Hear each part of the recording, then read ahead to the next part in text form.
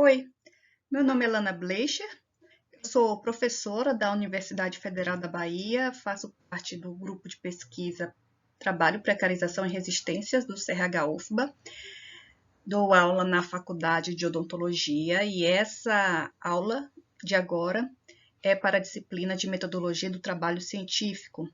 Vou começar a falar sobre bioética. A aula será dividida em 3 vídeos ou mais. De início, eu pensei em 3 partes. Agora, eu vou falar sobre alguns precedentes no debate sobre bioética. Depois, vou falar da bioética principialista. E depois, vou trazer debates mais atuais. Para essa primeira parte, eu selecionei 2 casos que, em geral, são discutidos nas disciplinas de bioética. Ambos aconteceram no século XX. O primeiro estudo que eu trouxe para apresentar aqui nesse vídeo é o estudo de Tungsky. E boa parte das informações que eu trago aqui são da página de bioética da Universidade Federal do Rio Grande do Sul, são textos do professor Goldin. O que foi esse estudo? Foi uma pesquisa que teve início em 1932, foi realizada pelo Serviço de Saúde Pública dos Estados Unidos, e o objetivo era ver como a sífilis evoluía sem tratamento. Isso não é uma grande novidade, porque em 1932 não tinha tratamento eficaz para sífilis. Tanto que, na década anterior, um outro estudo também já tinha sido feito, acompanhando 2.000 casos de pessoas com sífilis que não foram tratadas. Então, esse era o contexto. Então, para a realização desse estudo, foram selecionados 600 homens negros, destes 399 tinham sífilis, 201 não tinham. Aqui vocês veem o panfleto de recrutamento das pessoas para a pesquisa. Então, na primeira linha, se faz um chamado às pessoas de cor, que era a expressão que se utilizava à época. Então, havia esse recorte racial na pesquisa. E não é à toa que o apelo que se faz logo em seguida, como está na linha, a segunda linha, pergunta: você tem sangue ruim? Porque essa expressão sangue ruim, que carrega um forte estigma, estava associada ao discurso eugenista da época, não implicava em sífilis necessariamente, né? Uma expressão que podia dizer qualquer coisa, desde anemia, sífilis, enfim. Mas o que estava envolvido nessa expressão era um forte estigma associado à raça negra. Vocês veem logo em seguida que são anunciados testes de sangue sanguíneos gratuitos, tratamento gratuito. Bom, isso num país em que não se oferecia serviços de saúde públicos gratuitos, né? Então, isso era algo de novidade. Aí você pode pensar, bom, mas que tratamentos eram esses? Eram os tratamentos que existiam na época. Na época não existia ainda a penicilina, não existia um tratamento que fosse eficaz. Então, os tratamentos paliativos que existiam na época é que eram os oferecidos.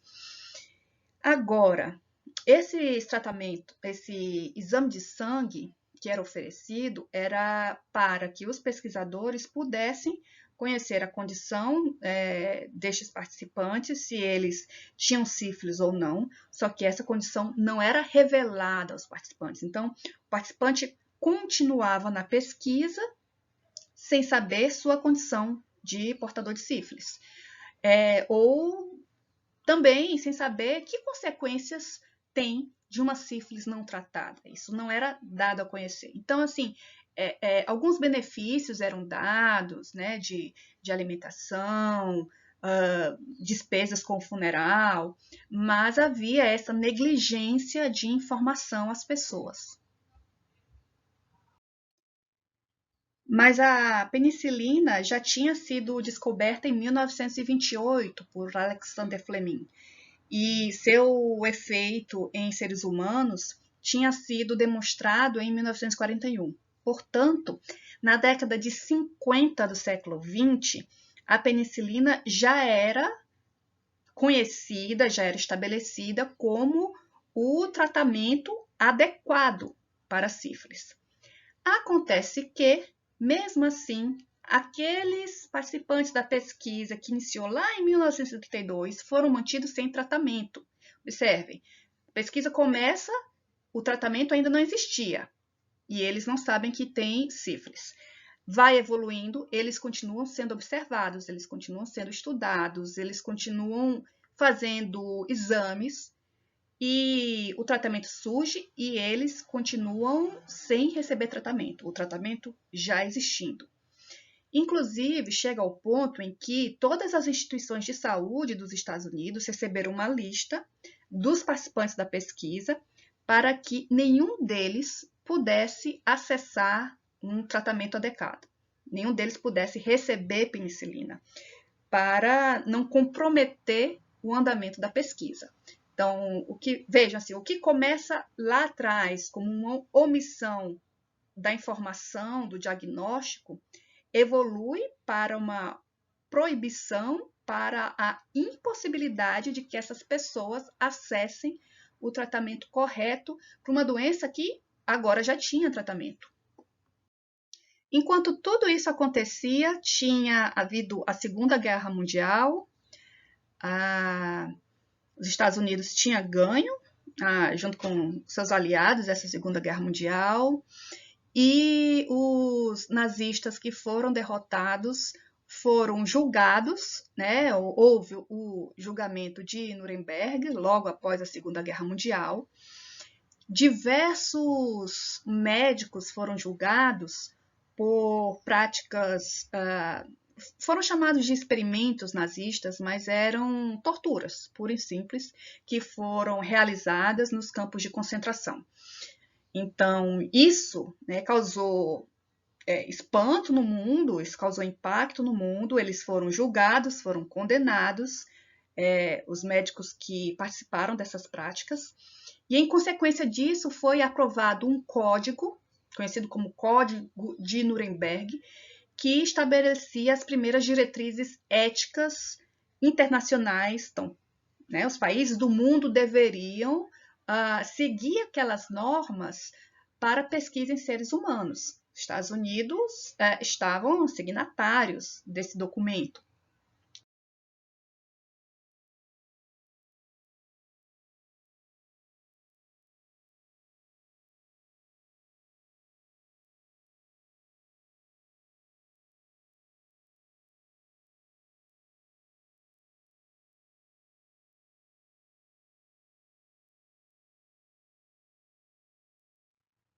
Dentre outras coisas, o Código de Nuremberg afirma que para realizar pesquisa com seres humanos é essencial que haja consentimento voluntário.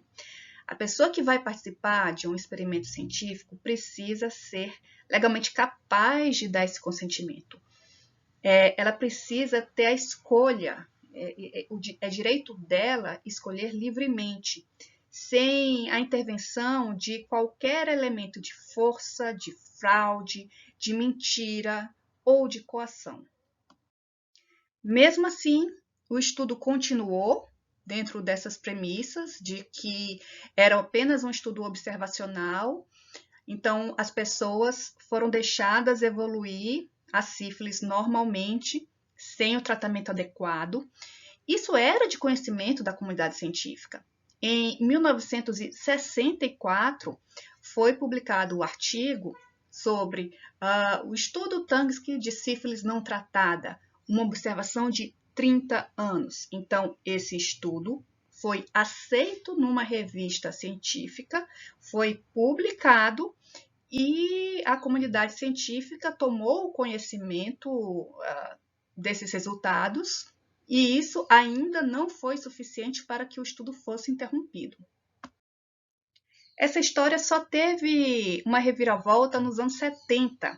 Em 1972, Jean Heller, uma jornalista, publicou uma reportagem no New York Times contando que um estudo de vítimas de sífilis sem tratamento estava em curso nos Estados Unidos já há 40 anos. Então, a reportagem dela era sobre um estudo que ainda permanecia. Em 1972, esse estudo ainda não tinha sido finalizado. A essa época, só 74 pessoas permaneciam vivas daqueles iniciais. Uma grande parte deles tinha morrido de sífilis ou de complicações da doença. E aí, frente à repercussão para o grande público, esse experimento ele foi encerrado e as pessoas tiveram algum tratamento apropriado. Como eu falei, boa parte dessas informações vieram da página de bioética da Universidade Federal do Rio Grande do Sul, nesse texto assinado pelo professor Goldin. E um filme que eu recomendo para vocês assistirem é esse, que no Brasil foi traduzido como Cobaias. O título original é Miss Evers' Boys, ele é de 1997 e conta a história desse estudo de Tansky. Vale muito a pena assistir esse filme. Existem diversos outros exemplos de pesquisas eticamente condenáveis na história da medicina, mas a gente também encontra algumas na odontologia. Um exemplo de estudo eticamente questionável na odontologia foi esse que vocês veem aqui, conhecido como estudo de Vipperhall. Esse estudo tinha o objetivo de verificar qual era o efeito que diferentes níveis de consumo de carboidratos tinham nos níveis de atividade de cárie em mais de 400 pessoas, e isso foi observado ao longo de 5 anos.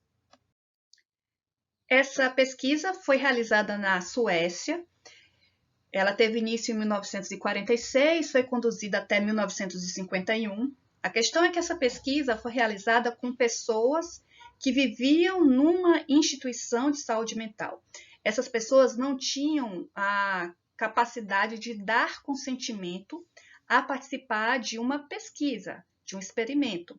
Elas simplesmente não podiam sair da instituição, elas não podiam decidir sobre se queriam participar ou não. E elas foram divididas em grupos, algumas delas foram submetidas a uma alimentação extremamente cariogênica e outras a uma alimentação menos cariogênica. É possível que vocês encontrem relatos desse estudo em tratados de cariologia, porque ele demonstrou que era muito importante levar em consideração a consistência de alimentos, a frequência de alimentos, mas o que precisa ser lembrado também é que foi conduzido em uma situação extremamente questionável, porque é um grupo de pessoas mais vulnerável que estava incapacitado de dar consentimento à participação naquela pesquisa. Com isso, nós terminamos esse vídeo e, a partir dessas duas histórias, desses dois casos, nós podemos nos perguntar o que a gente deve aprender com o passado, o que essas histórias têm a nos ensinar e o que devemos pensar como diretrizes para a atuação na pesquisa em saúde atualmente. Pensem um pouco sobre isso, que voltaremos em breve para o segundo vídeo.